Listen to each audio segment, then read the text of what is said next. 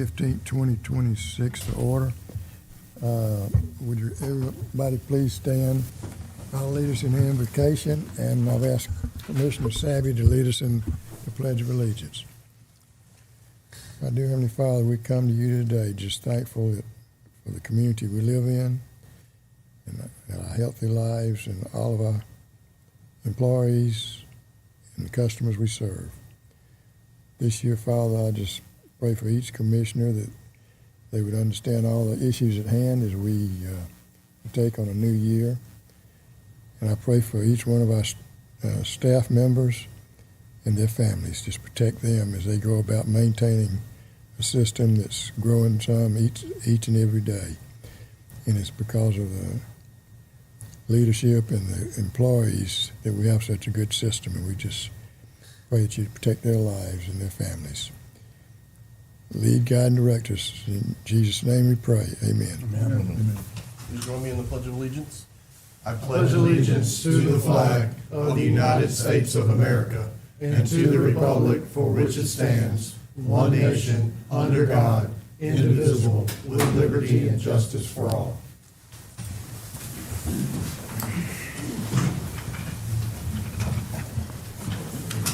I want to welcome everyone today.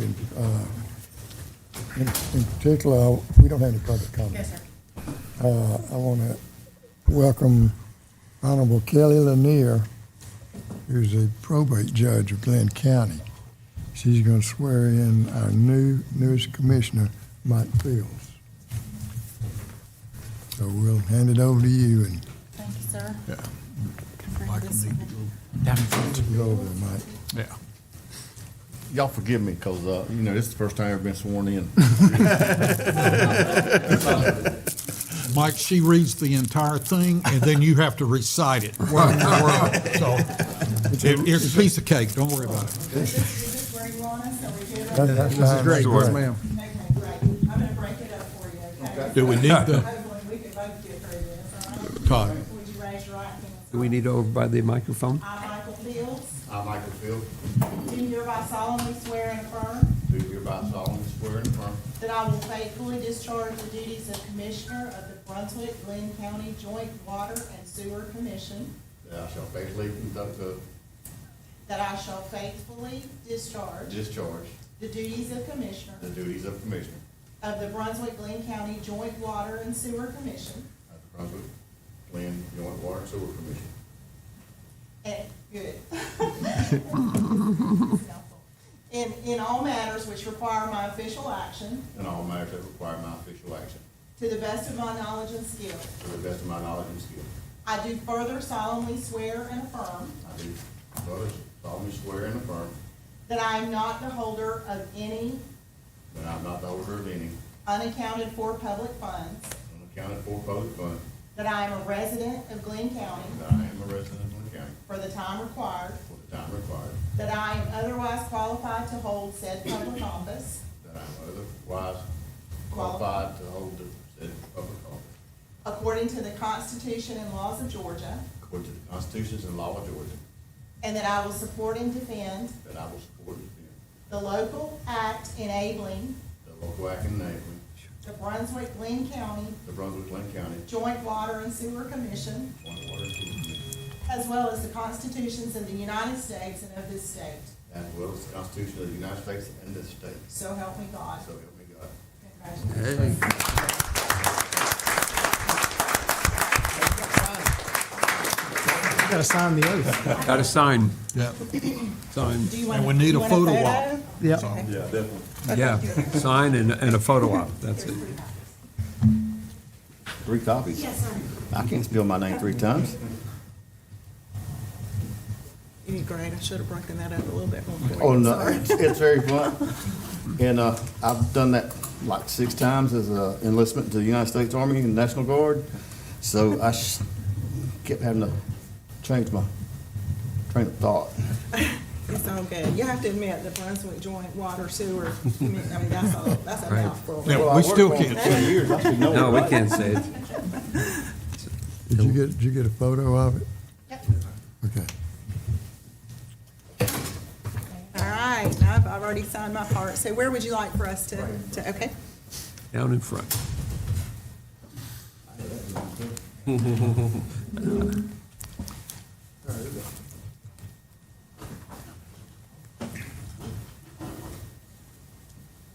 Okay, thank you.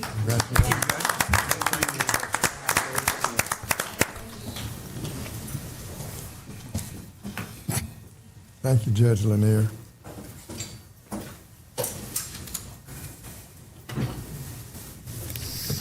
Welcome, Mike. Thank you, sir. Congratulations. Thank you, sir. Next item on the agenda is the election of officers. First, we need to elect a chairman. To have a motion for, Yes, Mr. Chairman, I like a motion that we I nominate Ben Turnipseed for chairman of the commission.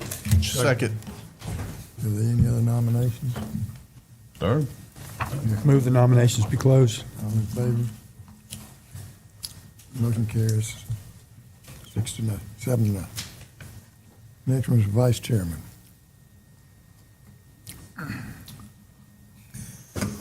Mr. Chairman, I would nominate Clayton Watson to be vice chair.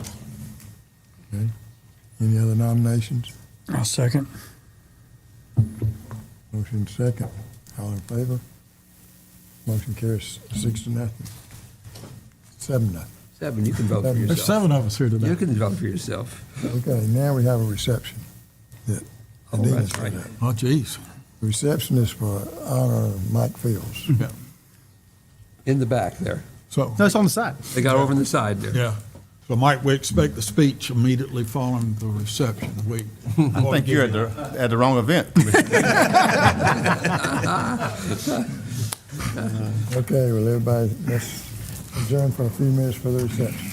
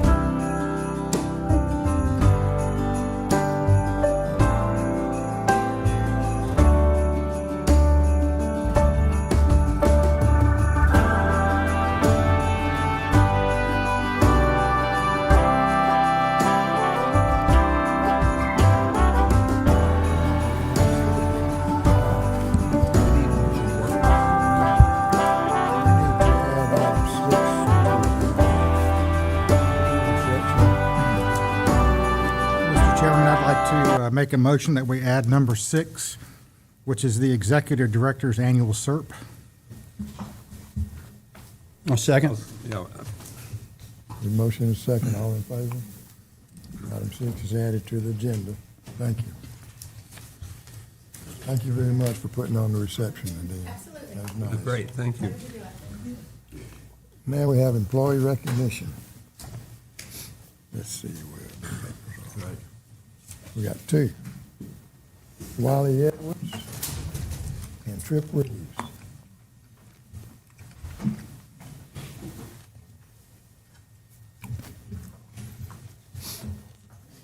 These are the first ones of the new year. How you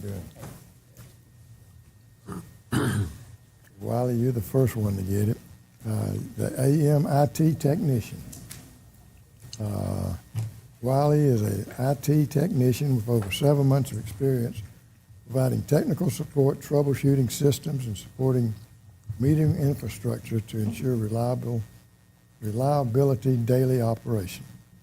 The Security Plus certification covers core cybersecurity principles, including threat identification, risk management, network security, access controls, and incident response, which will apply to help reduce risk, protect company systems and data, and strengthen the organization's overall security posture. Well, that's a lot of things. So all of those things could happen to us? But Donna, I thought we have an up-to-date metering system. Well, now the IT part of it kicks in, so you have to Okay. maintain it on the IT part, so see, it's a balance. Okay, all right. Well, you have a certification here. Wiley E. Edwards Jr. successfully completed the requirements to be recognized as a CompTIA Security Plus certified, and it's dated December 17th, 2025. What kind of test is it? Entry-level cybersecurity. Common vulnerability issues that you may incur on the job, how to protect data, how to protect that. So you work with all that to protect our system? Are you the main man? Probably alongside my manager. What do you have to say about it? I'm very proud that he went in there and killed it on the first time. It's not an easy test to take by any means. Yeah. I know a lot of acronyms and what stuff means. So it's definitely not easy. I'm proud of him passing on the first go round. That's good. Congratulations.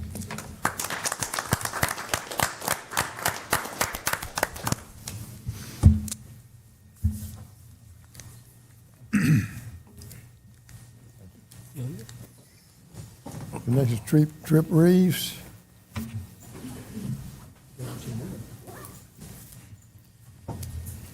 This is wastewater operator class 3 license. Water operator. Water operator.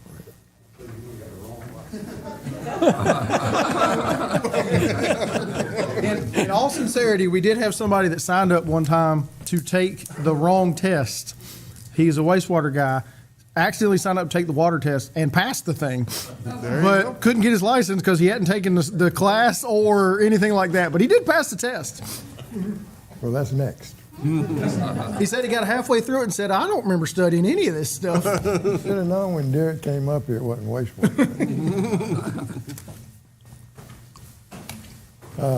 As a new employee at JWSC, Tripp has gained valuable insight into the organization's role in providing safe and reliable water treatment for the county. He has learned a great deal from co-workers Caleb, Mason, and Patrick, who have been consistently supportive and willing to assist with any questions or concerns. He particularly enjoys working with the aerators. Climbing and maintaining aerators has been a rewarding experience as he is comfortable working at heights and enjoys the physical aspects of the job. Now, the aerators are on top of the clear wells. Yes, sir. So explain to all of the commissioners here and the audience what you have to do when you go up there to clean an aerator. So you put on your protective gear, you strap in, then you climb up the ladder. And you get up there, bring your bleach with you, put it in the bucket, carry the bucket up there.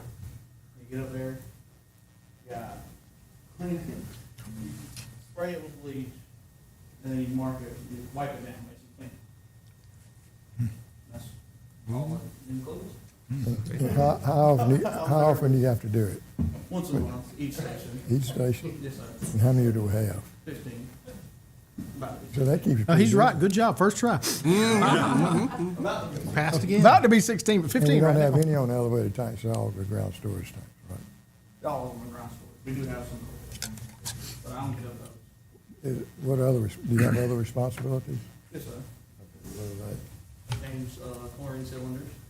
they? Okay. I clean the station, take the residuals, make sure everything's running. What's your favorite job? My favorite? Thank you. Yeah, climbing up, I thought that's what he'd like. Climbing up there, right? Yep. Will you enjoy your work? Yes, sir. You learning something every day? Yes, sir. Good. We got a great supervisor there. There I do. Derek, Derek, you want to say something about him? Just got started with him a few months back, so, I'm kind of proud of what he had got his license and gave him his CDL stuff now, so he's having that, so. Yeah. Be good, but, he's doing a good job, coming along, learning a lot. Mixing the person new stuff out of here shortly, so, see how far he wants to go. Good. Is the job better than you even thought it was going to be? Oh, yes, sir. Good. 100%. We're glad you're working with us. Let me read this certificate. State of Georgia Board of Examiners for Certification of Water and Wastewater Treatment Plant Operators and Laboratory Analysts certifies that Tripp Nathan Reeves, having given satisfactory evidence of the necessary qualifications as required by the laws of the state of Georgia, has been duly certified as Water Operator Class 3 in the state of Georgia. Signed, Margaret Doss, the 15th day of January 2026.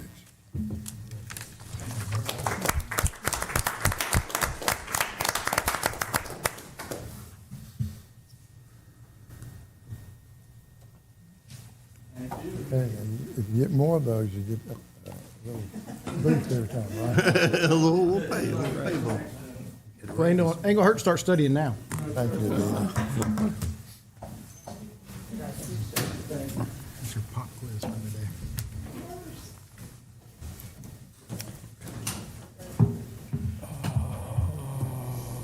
Okay, now we go to committee appointments. Before I make the committee appointments, I asked Adina to hand out, and each one of you will have a JWSC committee responsibilities, and it talks about each committee. And this year, I hope that the chairman of each committee and the members of each committee will realize the responsibility and also make the reports necessary to the board as you see fit. Every committee is important. We want to, as we talked at our retreat yesterday, we want to be more active on a statewide level and have more presence up at the state capitol. And we have a representative from the city, Lance Sabby, who's already on a water board for this district, and he's mayor pro tem now, so he'll probably be going up there several times, and hopefully he'll represent us when he's up there too. On the committees, the first committee is the Public Communications, Public Information, and Customer Relations. And I've would like Commissioner Chuck Cook to be the chairman, and his other members would be Lance Sabby and Clayton Watson. Economic Development, I would like for the chairman to be Lance Sabby, and the other members would be Wayne Neal and Bill Edgy. The next one is the Emergency Preparedness, and I'd like for Commissioner Wayne Neal to be the chairman. I don't really see that one. It's not on this packet, but it's one we traditionally have had. But you're on. That was one that we added a few years ago because of the hurricanes and all that Yeah, kind of stuff. and this is what, emergency preparedness? Emergency preparedness. All right, sorry. Wayne Neal is the chairman, Mike Fields will be a commissioner, be on that committee, and Lance Sabby will be on that committee.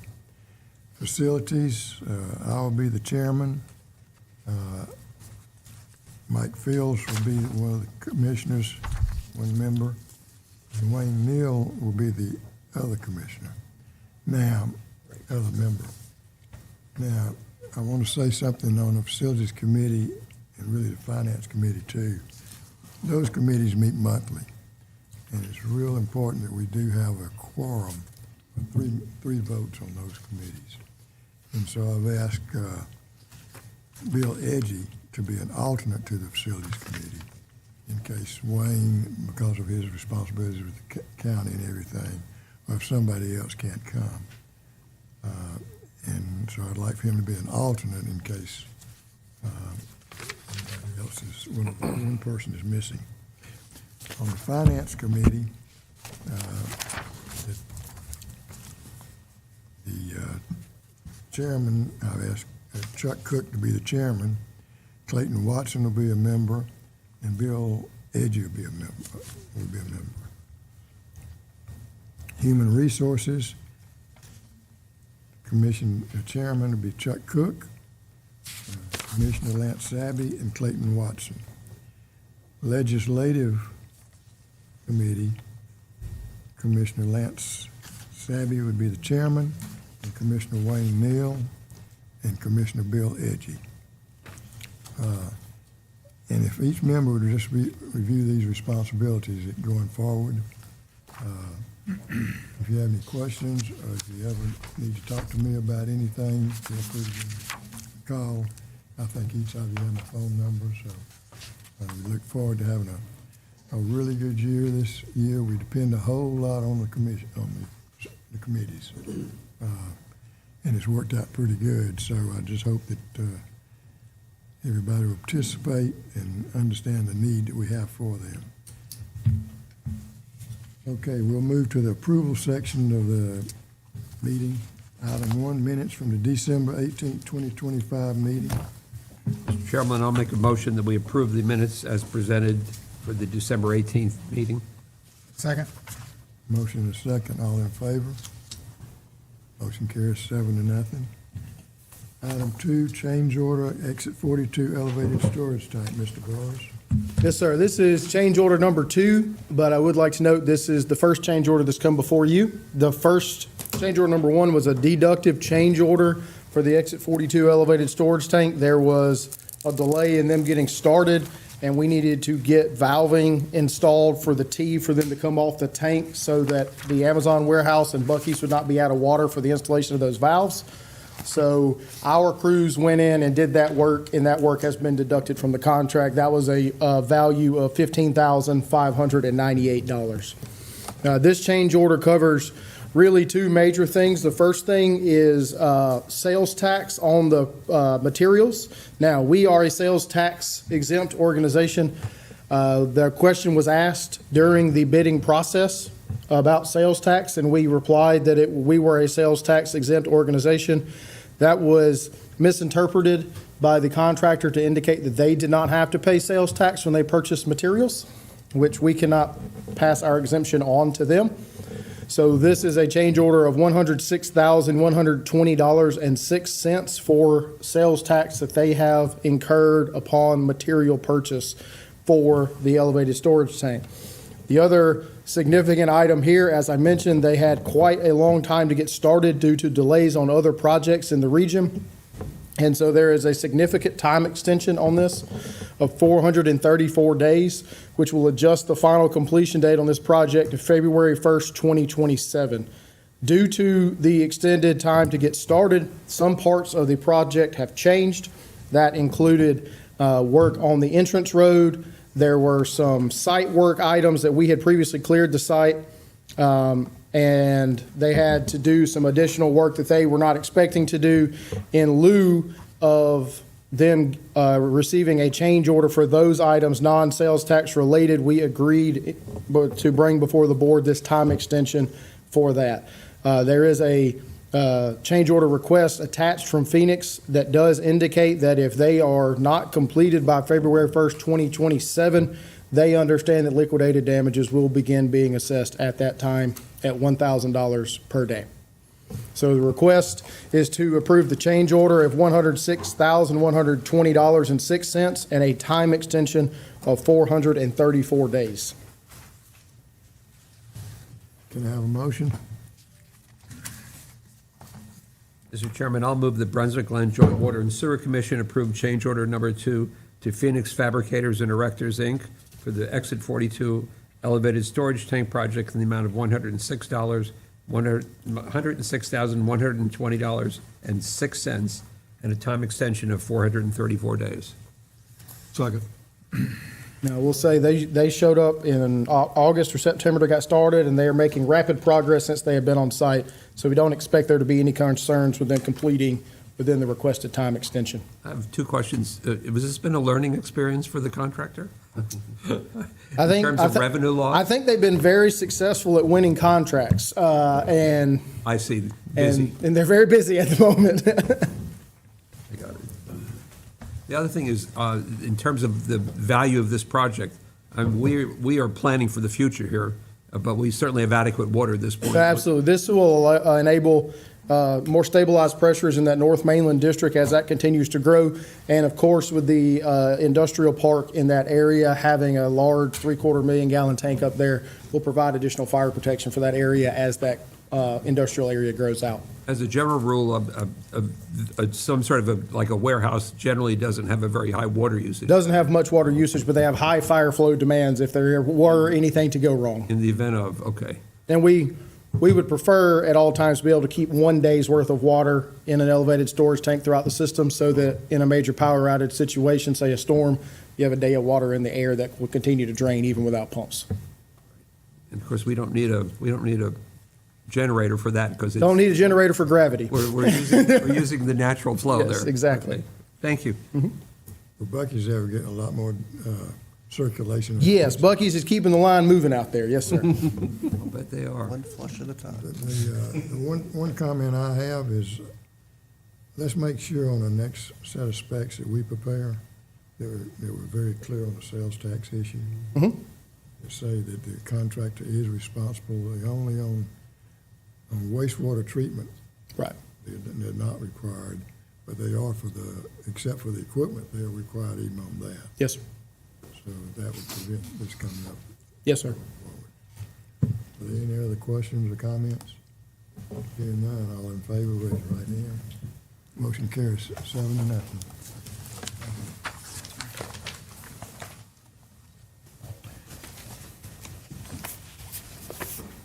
Next item is dedications. All right. Mr. Chair and Commissioners, good afternoon. This is a fairly standard infrastructure dedication conveyance item here. There's 3 items on here. 3 private development projects are driving these items. First one was 102 Sapelo Street. You will see that it's right off adjacent to Ossabaw and Riverview Lane there. It's a little extension of force main valued at around $10,000. Second item is Majestic Oaks Phase 2A on the South Mainland area. Thank you, Dina. And that is the next phase or addition to that residential subdivision out there.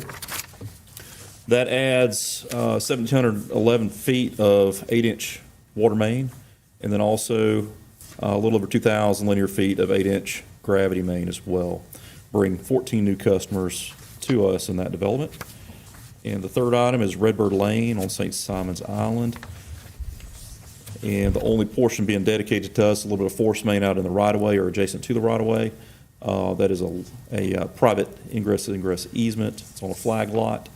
And that is 129 linear feet of force main valued at $8,515. And I can certainly pull each one of these up on GIS to show you a little more detail, but unless there's any other questions. On the third one, it's just that one little segment that runs right along the street there? That's correct, Okay. Commissioner Cook, yes. One little segment right there. Once it gets to the right-of-way, our meters even are placed at the right-of-way, and then the services extend down the flagpole, I call it, or the flag lot, to serve those couple little lots in there on Redbird. Yep, so we have record drawings for each one of these projects or improvements and inspection reports, et cetera, as normal per our standards, so. All right. Can I have a motion? Mr. Chairman, I move that the Brunswick-Glynn Joint Water and Sewer Commission approve these requests to accept infrastructure and easements with the associated documentation. Second. Motion second. Any other questions? Hearing none, all in favor, raise your right hand. Motion carries 7-0. Thank you, Commissioners.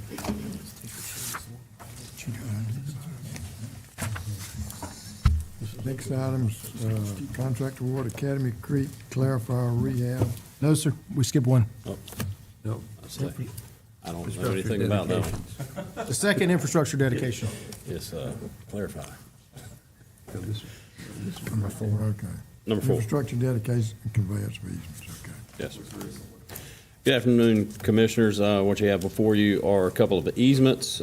These easements are related to the project that is currently ongoing and has been ongoing for several years in an attempt to get deeds, whether warranty or quitclaim deeds or easements for infrastructure that we've been maintaining and was dedicated to us either impliedly or expressly years and years ago, but for some reason or another, we did not secure any type of deed or easement to the property. The two parcels you have before you are Lift Station 4051, which is technically owned by the Brunswick-Glynn County Development Authority. It is where Jared LLC resides. The second one is Lift Station 2050, which is up on towards the north roundabout on St. Simon's, Orange Hall Homeowners Association. That is a very small lift station in the entranceway of that development.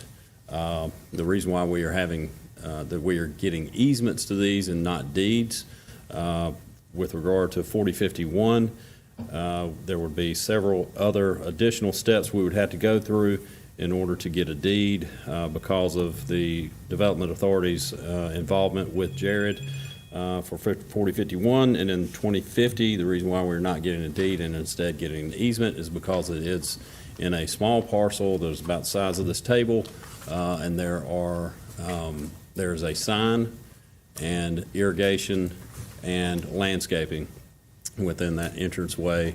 And if we were to get a deed, we would then have to give them an easement back for maintenance of that stuff. So we have 2 easements for these 2 parcels. So access is what we want? not Yes, deed. sir, right. Well, we want whatever we can get, but Right. this is the easiest way to do this. Yes, sir. Andrew, would it be a fair statement that when a new thing comes online now, we would always transfer ownership? Is that? Yes, that's part of the documentation, part of what we go through, like what we just did with the dedication of the private development things. So we got a lot of cleanup work we're still doing on all the old stuff, but it's not something we should have to deal with in the future. And we typically now, for pump stations that are dedicated to us, almost all the time, we do get a full deeded parcel to us and not just an easement.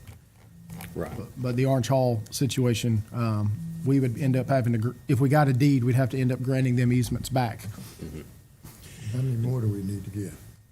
That was my next question. Somewhere around the upper 30s, low 40s. A lot of those have to do with FLETC as well. We are slowly chipping away. The difference between the dedications that Todd does and the dedications that I do, he has an application process in order for it to be dedicated. The parcels that I'm bringing to you have already been dedicated to us. We're just getting the deeds. Todd's have the application and a deed. Mine just have the deed. Motion? Mr. Chairman, I move that the Brunswick-Glynn Joint Water and Sewer Commission approve the easements from Brunswick and Glynn County Development Authority and Orange Hall Homeowners Association, Inc., as authorize the chairman to execute any and all documents associated with these transactions. I'll second. Motion second. Any other questions? Hearing none, all in favor? Motion carries 7-0.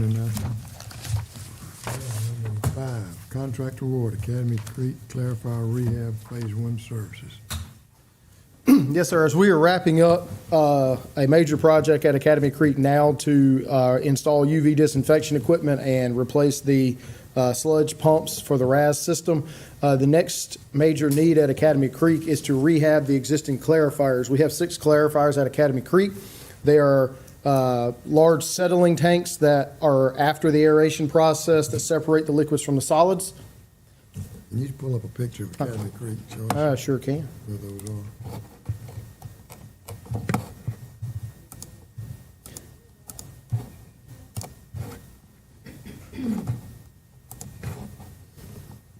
Tell the Is this the commissioners new what- server? Are you- Not yet. Not yet. Tell Looks the pretty commi- peppy. Tell the commissioners what they use for the clarifiers. Yes, sir. So, well, hang on. Let me get all the layers turned off here. We need to see the tops. There we go. There we go. All right, we got it. So these 6 circular tanks here, like I said, these square concrete basins are aeration basins at Academy Creek. 1, 2, 3. The flow leaves there. That's where we aerate, so the biology does its job to remove solids and other contaminants.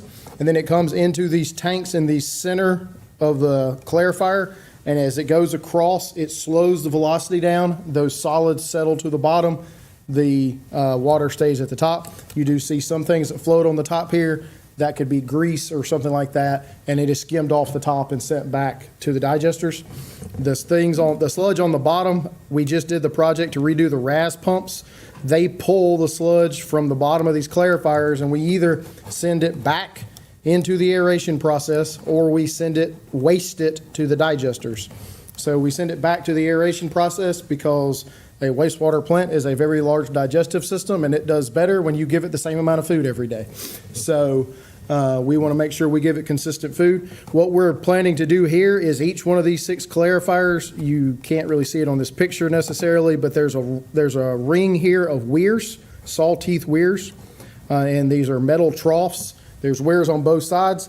We want to essentially rip everything out of here down to bare concrete, recoat the concrete because the concrete has got some areas where the aggregate is showing, and then rebuild the clarifiers with all new skimmer mechanisms, weirs, launders, reset the elevations because over the years we have got drastic changes in the elevations between the 6 clarifiers, which makes it very difficult to be able to balance the flows across there.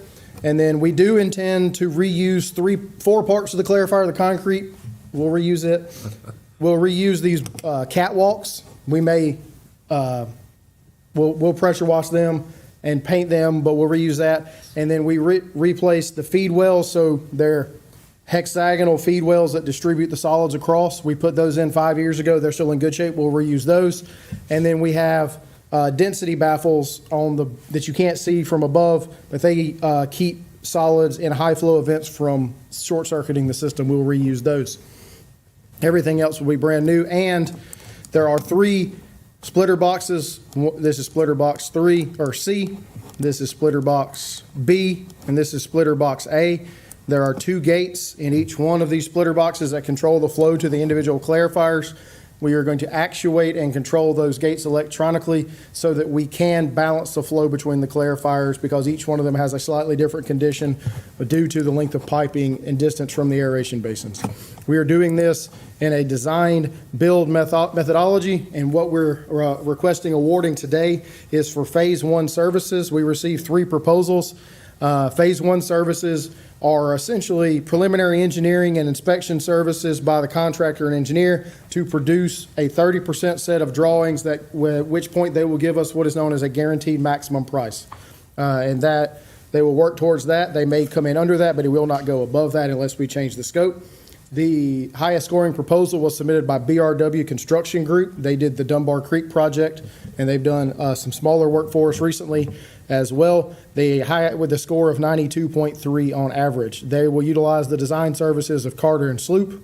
We have not worked with Carter and Sloop before. However, we have worked with the 2 main engineers that are working at Carter and Sloop because they have changed firms.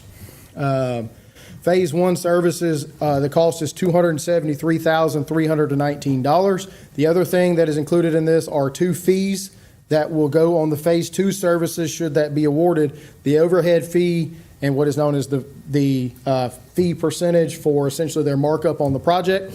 The overhead fee is 5%. The fee percentage is 11%. So when we get to Phase 2, if we agree to go forward to Phase 2 with BRW, it is open book pricing. Whatever material they buy, they add these 2 percentages to it. And so you know going in, their percentages are 5 and 11. That is slightly lower than the other 2 percentage points that were provided by the other 2 contractors. Estimates, we asked for high-level cost estimates between the 3 contractors, and they estimated somewhere between $6 and $8 million for the final work, should we get to that point. Although they did note that that was within 40% one way or another. So, we'll see where we end up with on that. Upon award and notice to proceed, BRW has committed to providing a guaranteed maximum price for us to consider to initiate Phase 2 services within 90 days of notice to proceed. So you see the scores there. We saw 3 proposals. These are all 3 active contractors we have on in our system, and they all do very good work. So we could do no wrong in this scenario with these 3 contractors. So very glad to see the interest, but the request is to award this to BRW Construction. I have a motion. I'll move that the Brunswick-Glynn Joint Water and Sewer Commission award a contract for Phase 1 services for the progressive design build services for Academy Creek WPCF clarified rehabilitation to BRW Construction, Inc., LLC, in the amount of $273,319. I'll second. Motion is second. Are there any questions? This was an anticipated This was always the next phase of the project, yes, sir. The project, right. And is this, what kind of time frame are we talking about for this? Total construction, you're looking at probably 18 months. There's 6 clarifiers. We can only take 1 clarifier offline at a time because of the time it's going to take to remove, recoat, and rebuild everything internally. During high flow events, we need all 6. We need at least 5 clarifiers online, so we'll only be able to do 1 at a time, and each one of them will take 2 to 3 months. So we'll only be working in 1 area, but we'll be doing it 6 times, and it's going to take 12 to 18 months by the time we're done, unless they are able to do it much quicker than what seems practical. I think it's very interesting. We have all this modern technology here, and yet the whole basic process here has been this way for how many years? Clarifiers have been, now they've changed shape. They used to have the old rectangular clarifiers. Okay. But the process is still process is put a wide spot in the line, let it settle out. Okay. It's sort of like your stomach. Yeah, like I said, the wastewater plant is just a giant digestive system. Right. And if it gets sick, you give it milk of magnesia. And I've got a couple of questions. Number 1, we can still buy the clarifiers? We can buy the equipment separately. We would not incur the markup, but we would have a handling fee for them, but we wouldn't incur the markup on that. Now, the clarifier mechanisms and equipment has got about a 40-week lead time. So if we want to move forward with Phase 2 and we feel confident that's going to happen, what we may want to do is, once BRW gets started, agree on a manufacturer, get an approved submittal, and go ahead and order those because of the 40-week lead time to get them here. 40 weeks to get 40 weeks to get them here. But they can get them 1 at a time quicker than that, can't they? I don't want to commit to what the vendor will provide. We're planning to buy it for all 6 clarifiers at one So time. we'll be doing some stuff in-house. Yes, sir. So what makes sense is to order all 6 of them and just tell them you can ship them 1 at a time because we can't do all 6 of them at one time. So they can bring them inshore for that period. And we've been talking with a couple of manufacturers for the last 2 years. A couple of years, yes, sir. Right. And the first thing they're going to do, though, is check the elevations. And make Yes, they're going to reconfirm all the elevation points for the hydraulic profile, starting from the splitter box all the way through the UV system. And we're going to see, one of the issues we have is our clarifiers are very shallow, and if we can gain any elevation, that will help improve the hydraulics downstream. So even if we can get an extra half foot or a foot on these clarifiers, that would actually make a huge difference downstream. How do they change the elevation? I mean, we're not. The tank's not going to change, Right. but the feed on the center and the weir height where it's going out can be adjusted. We have a little bit of additional freeboard above those now. Now, you don't want to play too fast and loose with that freeboard, Yeah. but we might can gain a little bit. And we've also already put in the return sludge and sludge pumps. And they replaced old pumps that were not pumping enough sludge out. Now we're pumping more sludge out. Right. So the sludge level in the clarifiers is the lower level. So that which changes makes the, sense. yeah, gotcha. Anyway, it's a very needed project. And, I can see that, yeah. are there any other questions? One thing I will note, we'll get even better performance out of the new RAS pumps we put in by rehabbing the suction mechanisms on those clarifiers. So we're getting tremendous benefit for it now, but that will only increase as we get these online. Hearing no other questions, all in favor, raise your right hand. Motion carries 7-0. Thank you, Andrew.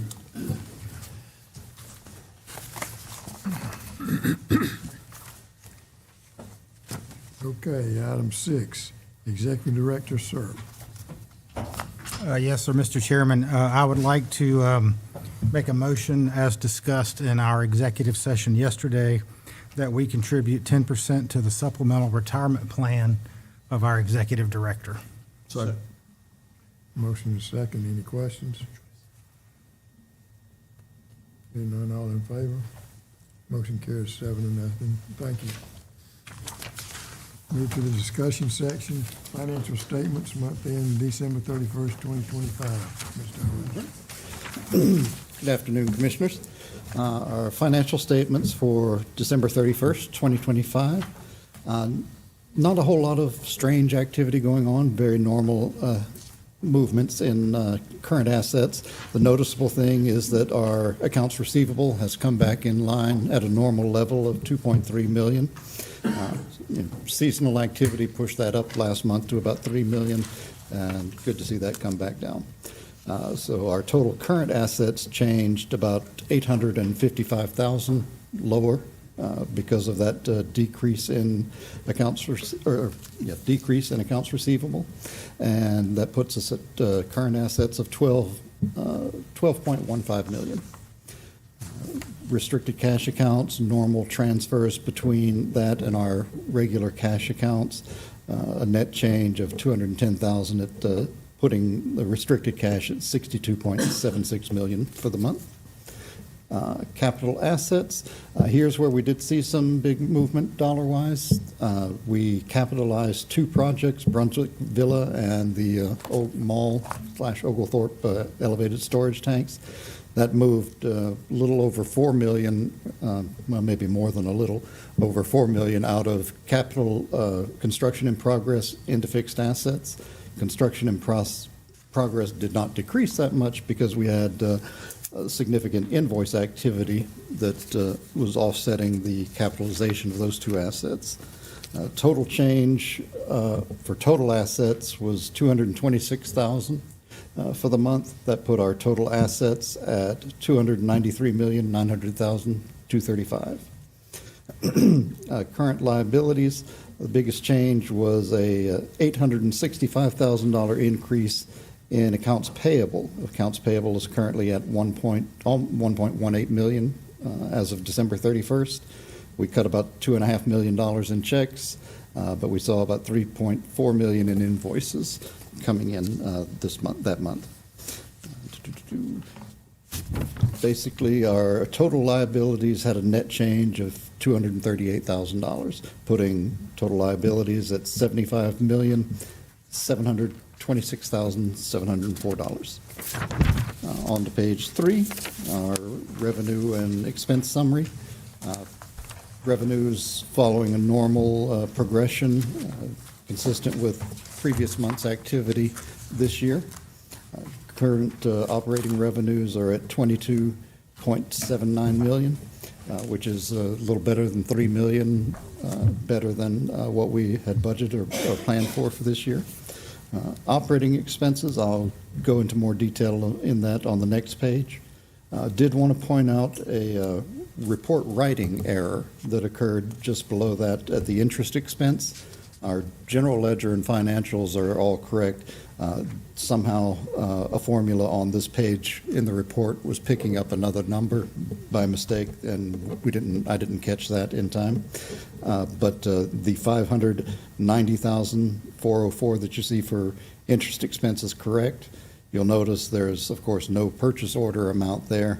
So the fiscal year 26 year-to-date total plus POs should be the same $590,000 number, not this $1 million number. I've made adjustments to the formula in there, so that error won't happen again.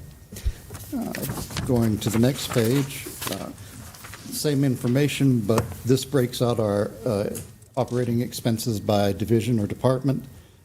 Things to note, there was about a $225,000 increase in Office of Director. That was simply the movement of costs for the master plan that had already been incurred throughout the year and were being held in CIP.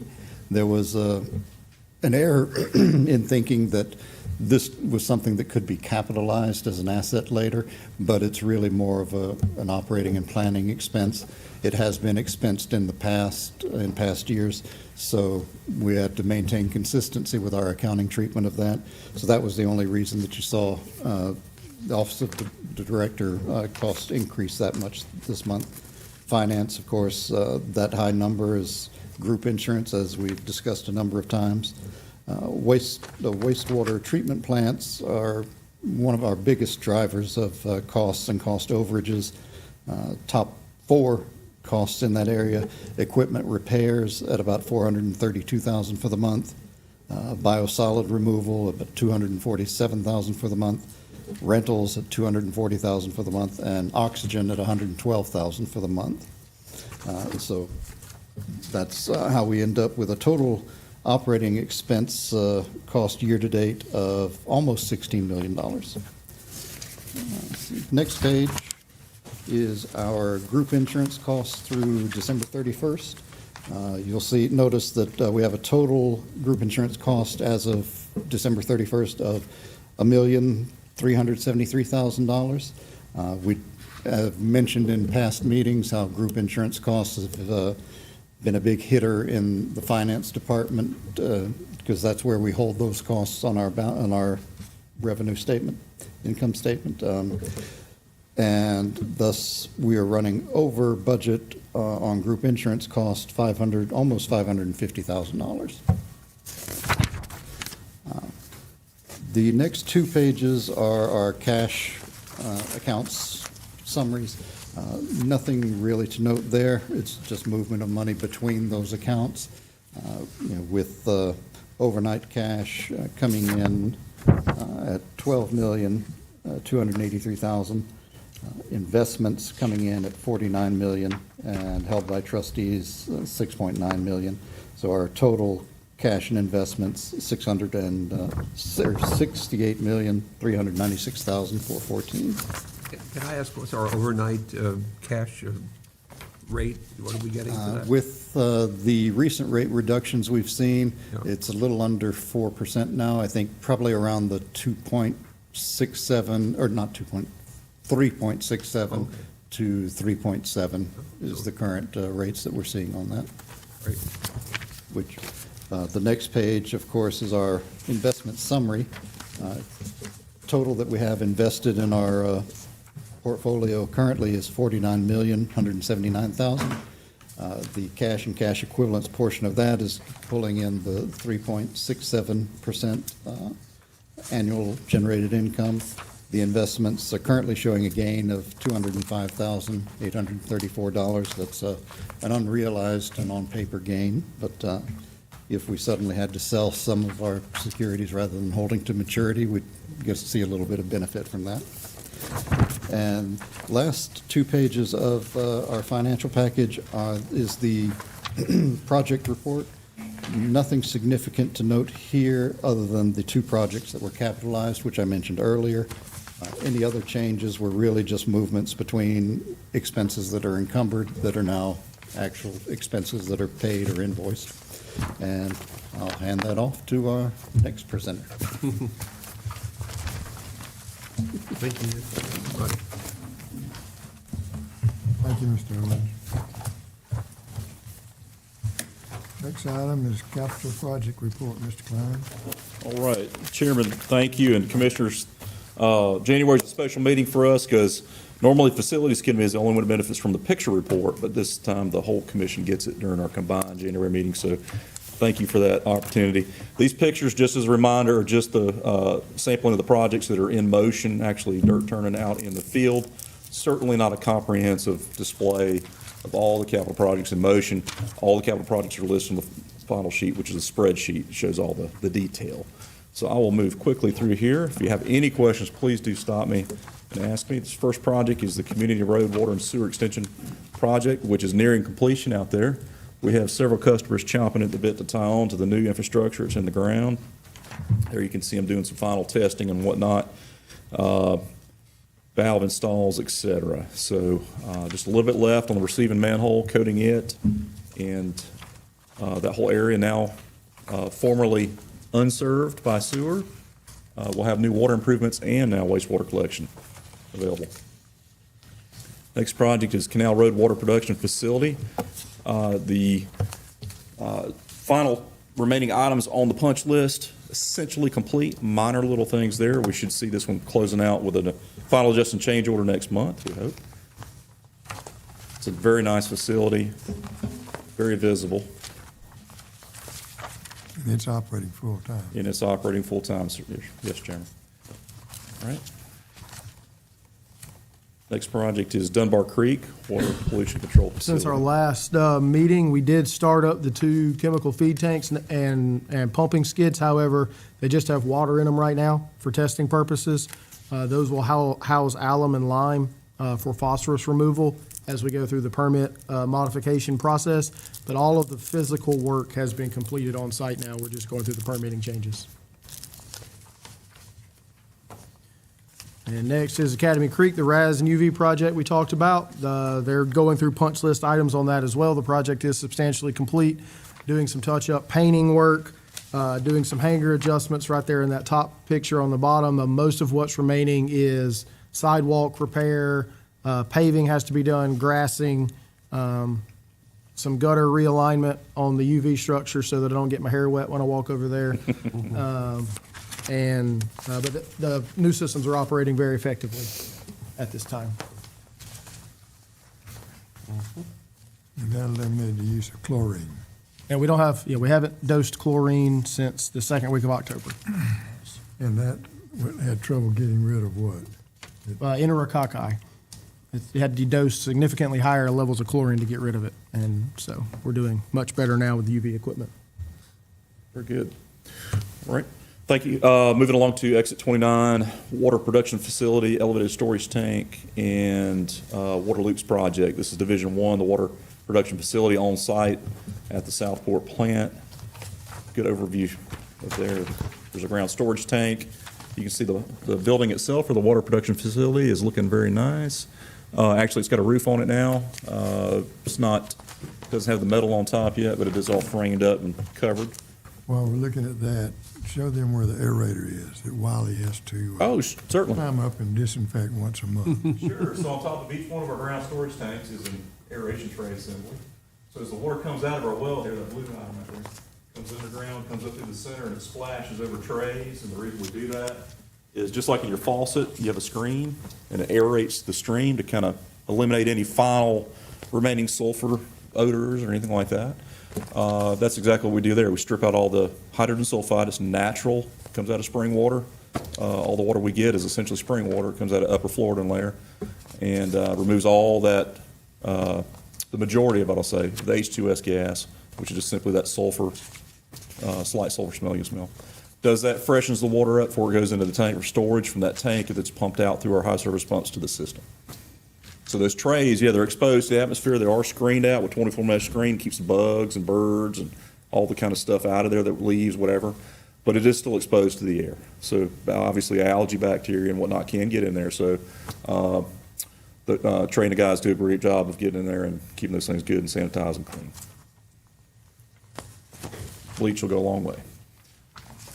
Along with that, some of the improvements we've done on ground storage tanks, you may see a rail around the top here.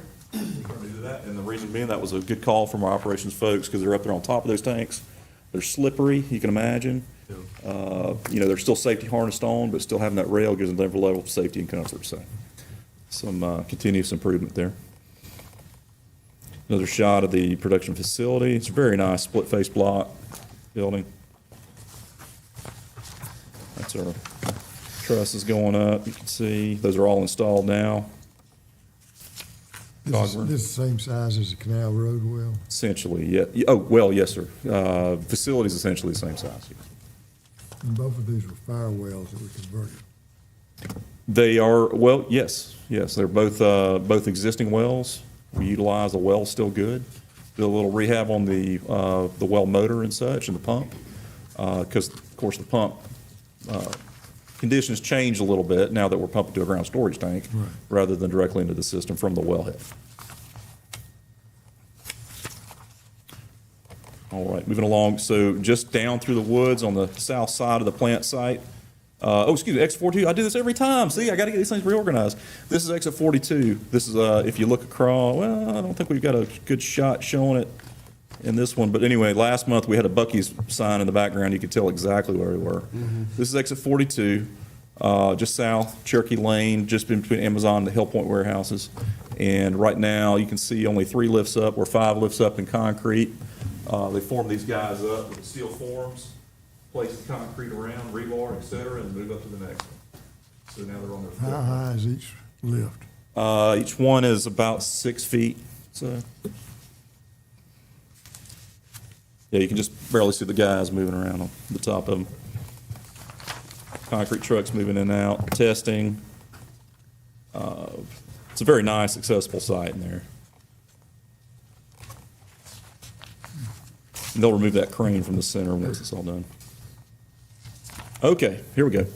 Exit 29, Division 2, elevated storage tank. Or one exit 42 is a 750,000 gallon. This is a 500,000 gallon. This one also is on its 8th or 9th ring, possibly right now.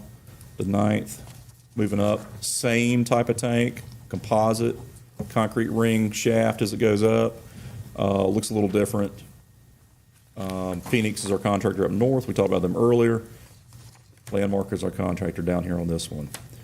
Good aerial shot looking on I-95 southward there. Little note here, Joint Water will have our logo on the north-facing side, but on the south-facing side, welcoming visitors from the south on I-95. Glynn County's providing us with a logo to place there. We'll just look to receive that proof here. Todd, will the tank be as high as that crane is right now? Or is it higher than that? It will be, yes, sir. Yes, sir. So they'll, what you see on the crane right there is essentially the height of the pedestal. Pedestal will go up about this range. And then they'll insert other cranes and they'll build the shell, they call it, of the steel tank portion. And then they'll raise and jack that thing right up on the outside of the column, utilize the column as basically a lifting device with the crane. Get in place and they'll weld that guy in place and it'll be there. In Glynn County, paid the sponsorship for their logo. And everything on. Mr. Burrows? It was out of appreciation for SPLOST funds. Possibly property too. We got some property.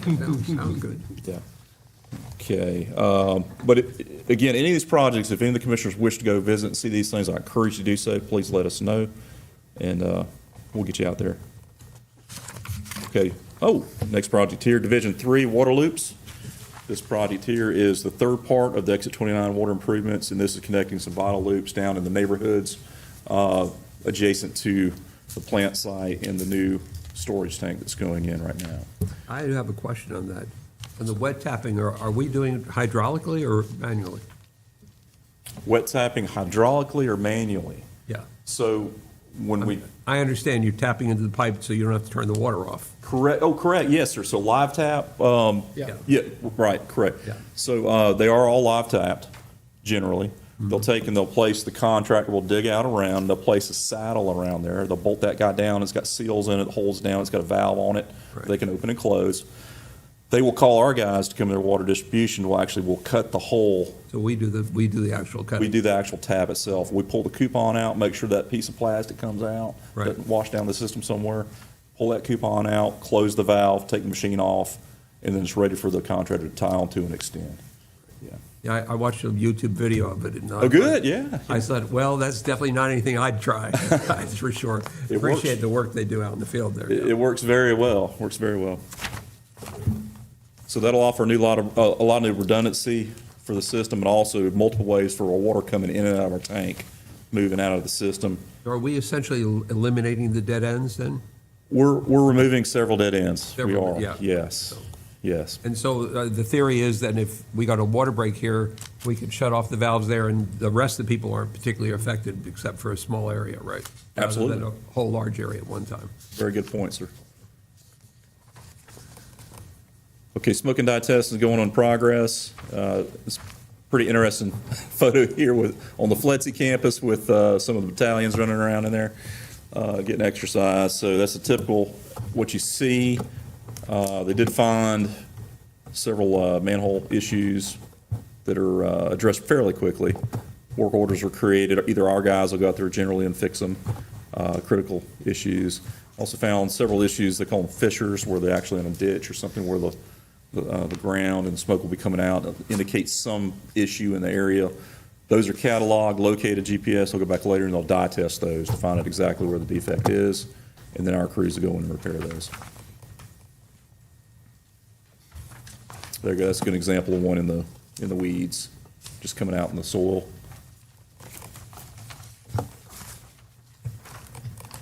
So what percent of the dye test, the smoke testing is finished?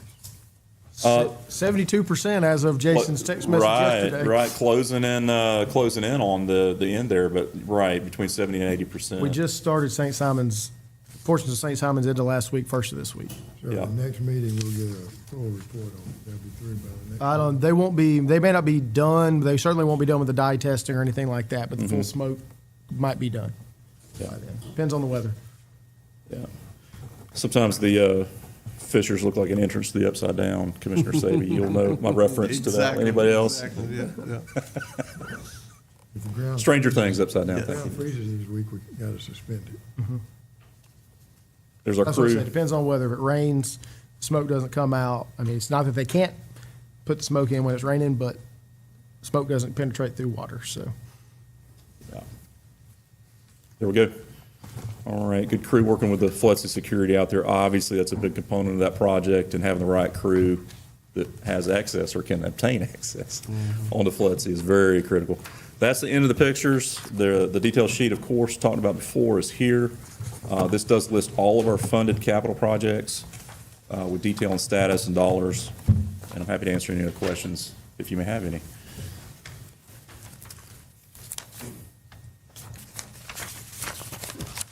Good report. Thank you, sir. Thank you. Thank you, Brady. Next item is the executive director's update. Yes, sir. I want to thank all of the commissioners for your participation and feedback yesterday at our retreat. I think we're in solid alignment in the directions we need to head, and that's very much appreciated. Do want to officially welcome Commissioner Fields to the board. He is not new to us, but he's new to the board, so we're glad to have him on this side of the dais, and looking forward to a wonderful year leading Joint Water and Sewer. Thank y'all. Commissioners' discussion. Any commissioners have anything to say?